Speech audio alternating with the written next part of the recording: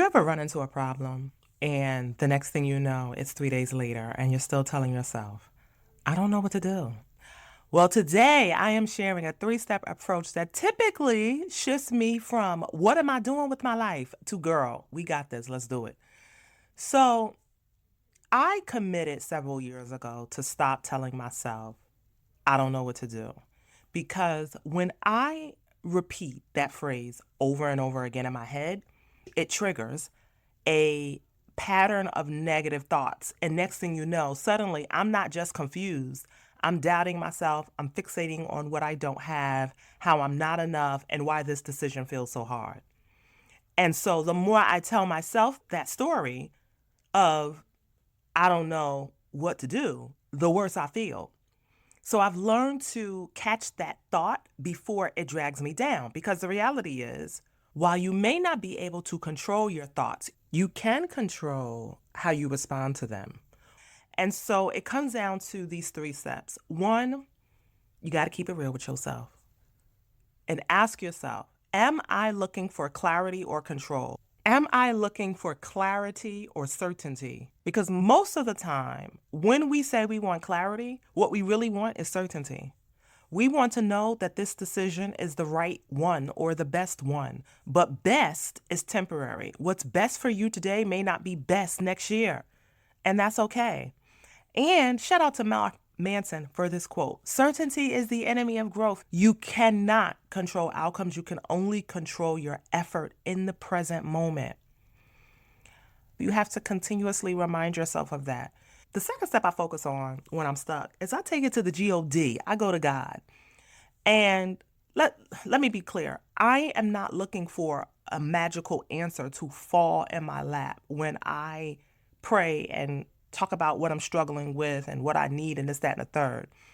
Because what I've realized is 9 times out of 10, sometimes what you need isn't to solve the problem, it's to find the courage to face it and the discernment to know when to move or stay still.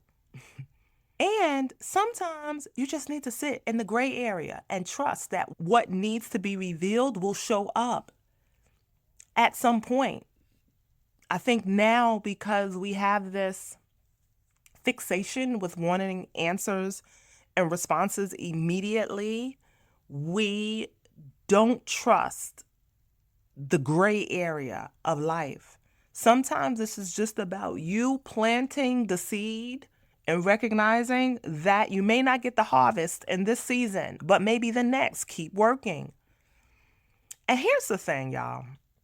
I haven't talked a lot about God on here, and I'm not to get in the pulpit on y'all today, but I will say this.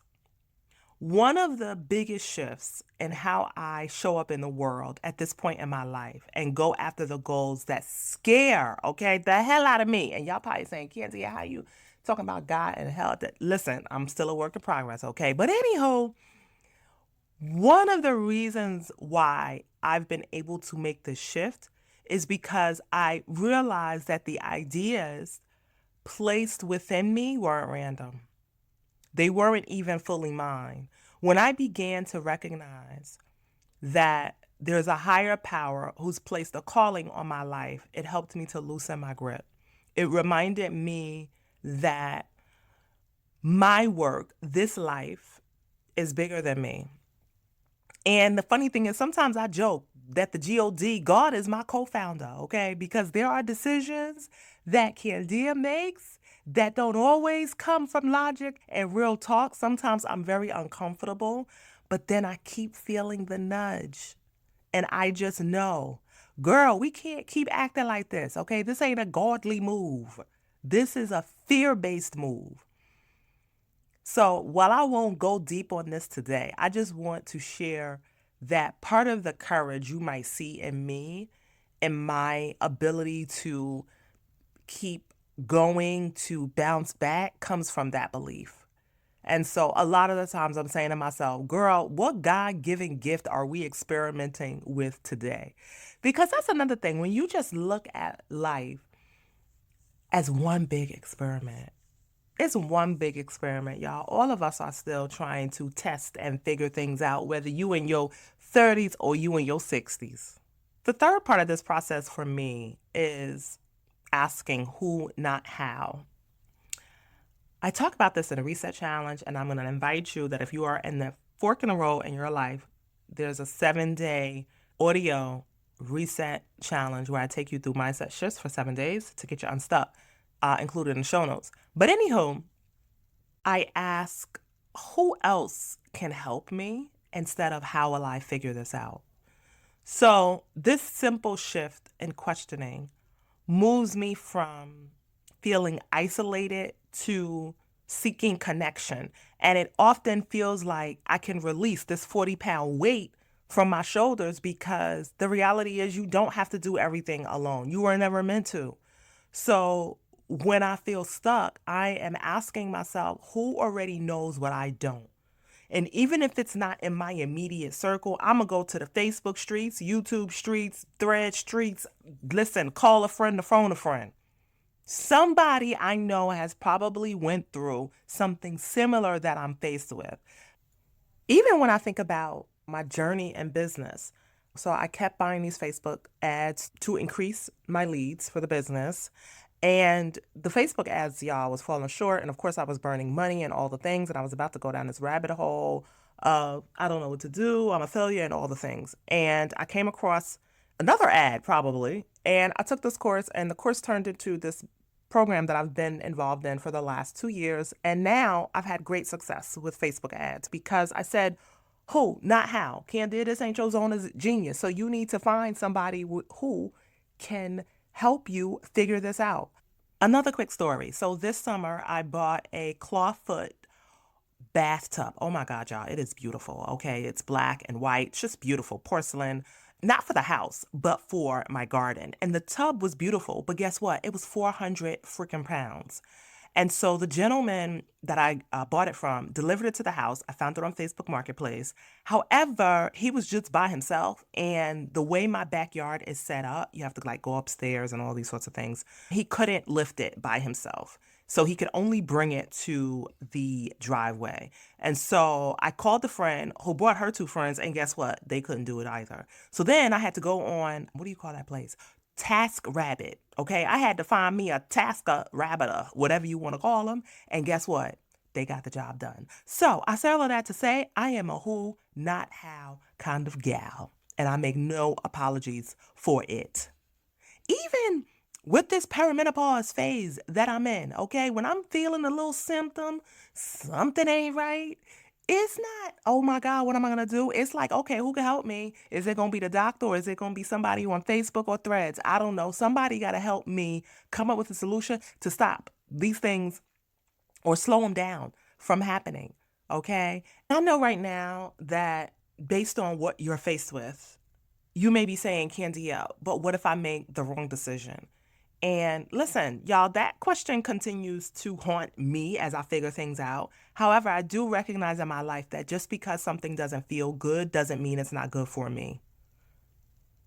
And you have to get to this place where you challenge wrong, the word wrong. What if the choice isn't wrong, but what if it's revealing?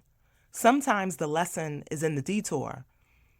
It can sharpen your discernment. It can help you cultivate character traits or something that you need to develop, and you wouldn't otherwise have gained that trait had you not went through that detour. And so sometimes I've felt like when I've made certain decisions in my life, it has shown me what I truly value. Even when I think about years ago, moving from New Jersey back down to Virginia, it showed me what I valued. Has the process been easy? No. Have I had to sacrifice, or let me change my language around that, invest a lot more? Yes. So I always say this, success at anything you desire in this lifetime comes down to having a better conversation with yourself. Is this truly a wrong choice, or is it just an uncomfortable one? Is this a step forward, even if it's not the final answer? Give yourself permission to make decisions that may serve you in this season, but it may not fit the next season. And that's okay. That is life. Making a choice with the information you have, with what suits you right now, isn't failure. It's faith in action. And I would say this too. When you let go of trying to get it right, what might be here for you? What might be waiting on that other side for you? So I have this book of quotes that I say to myself often, and one of them is, I will no longer punish myself for what I didn't know or couldn't handle. I still find myself forgiving myself for decisions that I made in my past that don't suit who I am right now. And the reason why I can continue to show up and be open to making decisions while I'm uncertain, because now I'm in a much better place of forgiving myself. And so for me, making decisions and getting away from what's wrong or right, it's just really understanding that one, this comes down to trusting yourself, that whatever happens, you're going to be able to figure it out. It's also about understanding that we don't always get clarity first. Sometimes we move and clarity meets us on the way. And so all of this leads me to a few fundamental truths that I come back to time and again. And these are like affirmations for me. When I'm stuck, I say to myself, I'm not trusting myself to get it perfect. I'm trusting myself to figure it out, just like I've done time and time again. I am making the best decision I can with the information and resources I have access to right now. Any insight that comes later, it wasn't available to me at that time. And so if you've been swirling in indecision or telling yourself, I don't know what to do, I want you to pause and recognize this. Chances are you don't need perfection or certainty. You need to give yourself permission to move, experiment, and show up anyway. You got this, okay? I'll talk to y'all soon.